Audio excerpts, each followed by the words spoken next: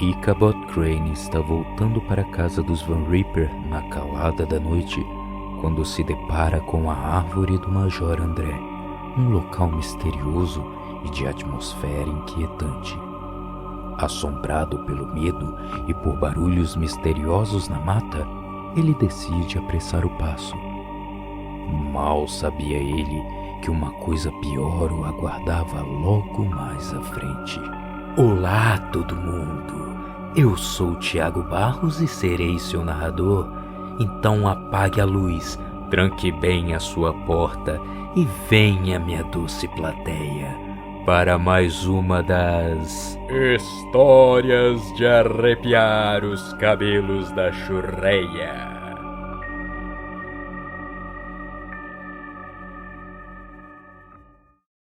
A Lenda do Cavaleiro Sem Cabeça, de Washington Irving. Capítulo 4. A Perseguição.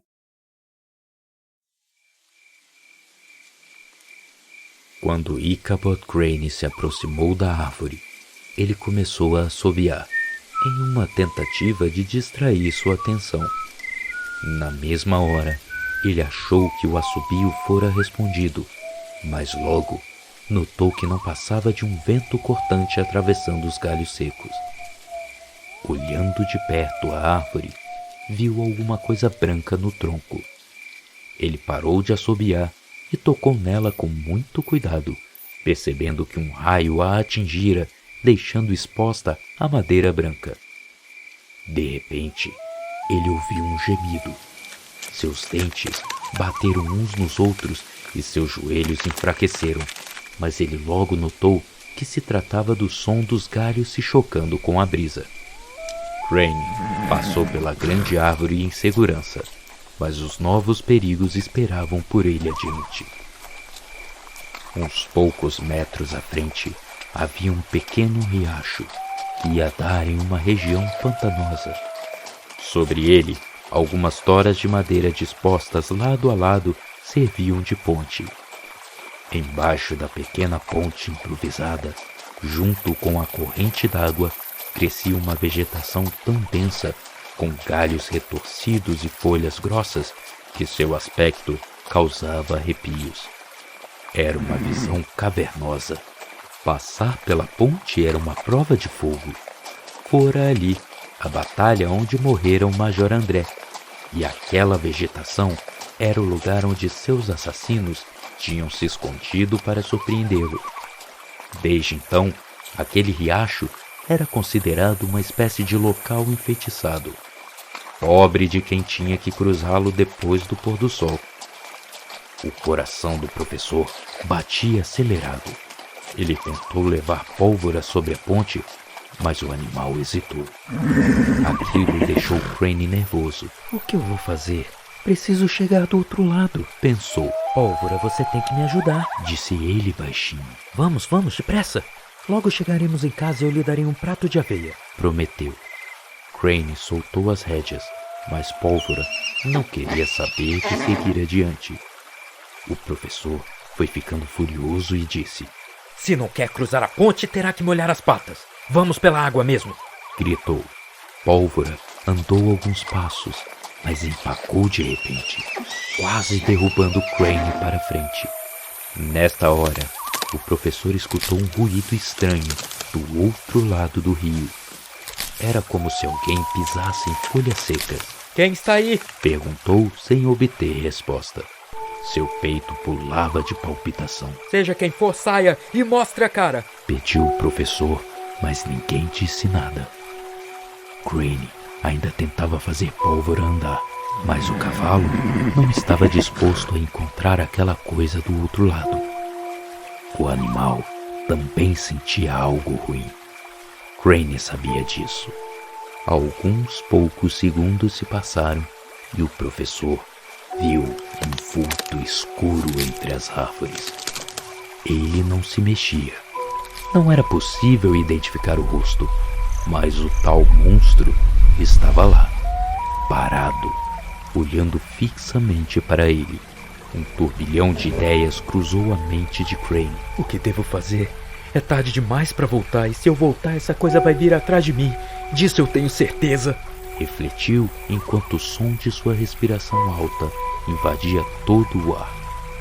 Foi então que Ichabod Crane largou as rédeas de pólvora, fechou os olhos e começou a cantar um salmo com todo fervor.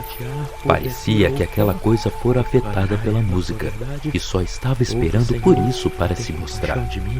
Quando Crane abriu os olhos, lá estava ele, um sujeito enorme, coberto por um pano escuro e montado em um cavalo preto também de grandes proporções.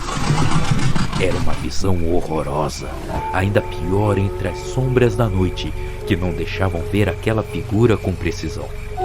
Nos primeiros momentos, Crane ficou paralisado, depois puxou as rédeas de pólvora e o fez voltar à pequena estrada de onde viera, fingindo não ter se afetado pela aparição. Ele se lembrou da história contada por Brom Brunt sobre a corrida que apostou com o Cavaleiro Sem Cabeça e pensou: vou acelerar o galope assim essa coisa fica para trás. Vamos, pólvora, vamos! Disse ele baixinho no ouvido do cavalo, aumentando a velocidade. Mas logo, a tal figura estava cavalgando ao seu lado, com a diferença que seu cavalo parecia não sentir a rapidez.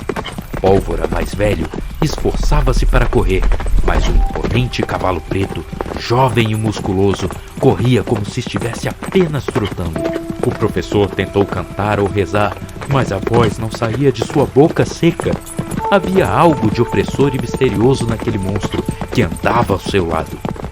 Depois de alguns minutos, a floresta ficou para trás e eles chegaram a um campo aberto, iluminado pela luz da lua. Foi então que Crane constatou que o cavaleiro que o acompanhava não tinha cabeça. Estava explicado o mal-estar que sentia. Era ele, o Cavaleiro Sem Cabeça. O horror tomou conta de Crane quando ele viu a cabeça, que deveria estar sobre os ombros do sujeito, encaixado na sela de seu cavalo, na frente do seu corpo. O medo chegou ao desespero e o professor fez pólvora correr em disparada. Ele conduzia o cavalo pelo campo e gritava com toda a força: corra, pólvora, corra! O pobre animal, velho e cansado, voltou aos tempos de juventude, retomando o fogo que o impulsionou a correr por toda aquela região encantada. Isso mesmo, amigo, isso mesmo! Estimulava o professor. Mas sua alegria durou pouco, ao perceber que o Cavaleiro Sem Cabeça voltara a cavalgar ao lado de Pólvora com a maior facilidade do mundo. A estrada que seguia para a casa de Hans Van Ripper ficava à esquerda, mas Pólvora, inexplicavelmente, visto que conhecia aqueles montes desde pequeno, deu uma guinada e fez a volta, indo para a direita. Em seguida, o cavalo tomou o mesmo caminho que levava à ponte do Vale Adormecido, onde o Sr. Brover fora jogado na água pelo Cavaleiro Sem Cabeça. Não por aí, Pólvora! Pediu o professor, mas era tarde demais. E logo eles estavam no rumo da igreja e do cemitério, onde o Cavaleiro Sem Cabeça estava enterrado. Ao cruzar uma colina, algo inusitado aconteceu. Pólvora movimentou o tronco de tal forma que fez com que Crane se desequilibrasse e soltasse as rédeas por um momento. A sela que devia estar se soltando em razão de tanta velocidade caiu e o professor precisou se agarrar com força ao pelo do animal para não se espatifar no chão. Crane olhou para trás e viu o cavalo preto de seu perseguidor pisotear a sela. Ai meu Deus, Hans Van Ripper vai ficar furioso, pensou, mas logo precisou se agarrar à pólvora com mais cuidado, uma vez que o cavalo disparava sozinho pelos morros. Não é tempo para pensar nisso, preciso salvar a minha vida, disse para si mesmo, concentrando-se na fuga do Cavaleiro Sem Cabeça. Ichabod Crane e Pólvora desceram e subiram colinas. O professor já não escutava os passos do cavalo negro atrás de si, e de fato, ele não estava mais em seu encalço. Será que escapamos, Pólvora? Perguntou o professor ao cavalo. O animal diminuiu um pouco o ritmo, e Crane refletiu em voz alta. Talvez ele tenha ficado para trás. Talvez eu me salve assim como o Bron se salvou.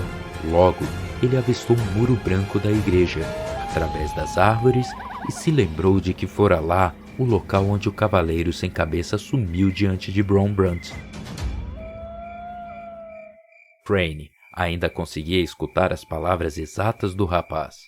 Pois assim que cruzamos a ponte da igreja, escutei um barulho forte de trovão e o cavaleiro sem cabeça desapareceu em uma nuvem de fogo. O professor olhou para a ponte e pensou. Talvez aconteça o mesmo. O monstro vai aparecer e depois sumir atrás da ponte. Estarei a salvo então. Vamos até a ponte, Pólvora. Pediu ele ao cavalo, que o obedeceu.